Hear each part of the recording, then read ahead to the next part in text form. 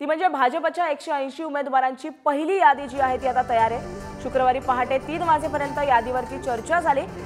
250 जागांवर चर्चा करून 180 नावांवरती यामध्ये शिक्कामोर्तब करण्यात आल्याची माहिती समोर आली आहे। 23 राज्यातील संभाव्य उमेदवारांची ही यादी सादर करण्यात आली आहे। याबाबत अधिक माहिती जाणून घेऊ आमचे प्रतिनिधी शिवाजी यांच्याकडून। शिवाजी, भाजपची उमेदवारांची पहिली यादी जी आहे ती जाहीर करण्यात आली आहे, कोणाकोणाची वर्णी लागली आहे? सध्या जर विचार केला तर अनेकांचे सत्ते कट होणार आहेत, कारण भाजपची जी रणनीती राहिलेली आहे की ज्या उमेदवारांना सातत्यानं उमेदवारी देण्यात आलेली आहे, मात्र खाली स्थानिक जनता जी असते ती बदल अपेक्षित करत असते। कारण आणि त्यामुळेच भाजपने सलग 3दा निवडणूक जिंकलेल्या आणि ज्याचं वय वर्ष अधिक आहे, ज्येष्ठ आहेत, अशा नेत्यांना पक्ष संघटना मजबूत करण्यासाठी त्यांचे पत्ते कट केले जाणार आहेत। त्यामुळं आता नवीन जी मोदी ब्रिगेड म्हणून समोर येईल 2024च्या लोकसभा निवडणुकीनंतर, त्यासाठी मोदी यांनी थेट नवीन तरुण चेहऱ्यांना संधी देण्याच्या संदर्भात सुतोवाच केलंय। साधारण 180 उमेदवार जे आहेत, ज्या जागा आहेत त्या ठिकाणी भाजप 100% निवडून येऊ शकते याची खात्री आहे, अशी नावं फायनल करण्यात आलेली आहेत।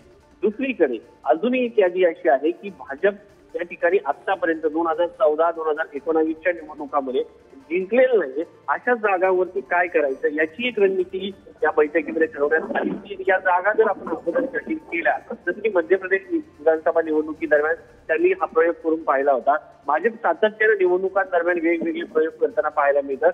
काही प्रयोग प्रस्तावित, मात्र त्या प्रयोगातून शिकवण घेत कर्नाटकमध्ये त्यांनी आता नवीन स्ट्रॅटेजी आखल्याचं समजतंय। त्यानुसार ज्या जागांवरती आतापर्यंत भाजप जिंकलेला आहे असे 161 जागा आहेत, या जागांची रणनीती देखील तयार करण्यात आलेली आहे। दुसरीकडे जर पाहिलं तर या पहिल्या यादीमध्ये पंतप्रधान नरेंद्र मोदी, त्याचबरोबर केंद्रीय गृहमंत्री अमित शहा, राजनाथ सिंह यासारखे जे बडे चेहरे आहेत, त्यामुळे त्यांची नावं जाहीर झाल्यानंतर एक निवडणुकीमध्ये जीव येऊ शकतो, एक उत्साहाचं वातावरण भाजपमध्ये निर्माण होऊ शकतं। अशा नेत्यांची यादी जी आहे ती येण्याची शक्यता व्यक्त केली जात आहे। आता नरेटिव्ह काय असणार या निवडणुकांचं ते देखील सेट करण्याचा प्रयत्न केला जात आहे। मोदी सरकारचे 10 वर्ष आणि मोदी ब्रँड हा तर एक निवडणुकीचा विषय आहे, मात्र शेतकरी, बेरोजगारी हे विषय आहे। त्या दृष्टिकोनातून मोदी सरकारने मध्यंतरी जे नारी शक्ती वंदन विधेयक आणलं होतं त्याचं कायद्यात रूपांतर झालं आहे, मात्र यावर्षी 33% महिलांना आरक्षण देऊ शकत नाही। 2029च्या लोकसभा निवडणुकीमध्ये याचं आरक्षण दिलं जाणार आहे। लोकसभा मतदारसंघाचं परिसीमन झाल्यानंतर त्या दृष्टिकोनातून 2019ला ज्या महिलांची टक्केवारी होती ती अधिक होती लोकसभेमध्ये, मात्र या टक्केवारीच्या 33% महिलांना आरक्षण दिलं, महिलांना उमेदवारी दिली जाणार आहे। त्यामुळे साधारण 70 महिलांना भाजप 2024च्या लोकसभा निवडणुकीमध्ये उमेदवारी देण्याची शक्यता व्यक्त केली जात आहे। आणि या सगळ्याच्या बद्दल कल जो आहे या सगळ्या बैठकांमध्ये पार पडला। सुरुवातीला पंतप्रधान नरेंद्र मोदी यांच्या घरी JP नड्डा आणि केंद्रीय गृहमंत्री अमित शहा यांची साधारण 5-7 बैठक पार पडली। त्यानंतर स्वतः पंतप्रधान नरेंद्र मोदी, JP नड्डा आणि केंद्रीय गृहमंत्री अमित शहा हे भाजप मुख्यालयात आले आणि प्रत्येक राज्यातील नेत्यांसोबत 1 to 1 चर्चा केली।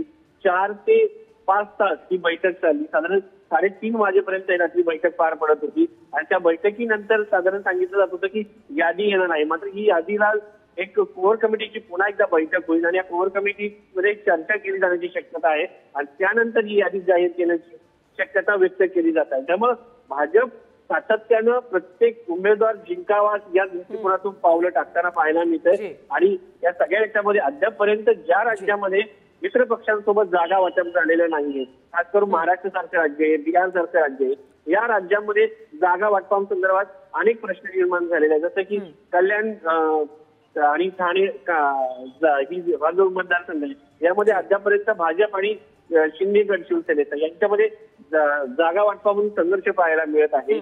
ठाण्याची जागा मागितली जात आहे भाजपकडनं। या संख्येच्या जागा जसं की शिरूरची जागा आहे याबद्दल अजूनही अजित पवार गट आग्रही असल्याचं पाहायला मिळतंय। नक्कीच शिवाजी, भाजपच्या गोटामध्ये मोठ्या प्रमाणात हालचालीचा वेग आलाय।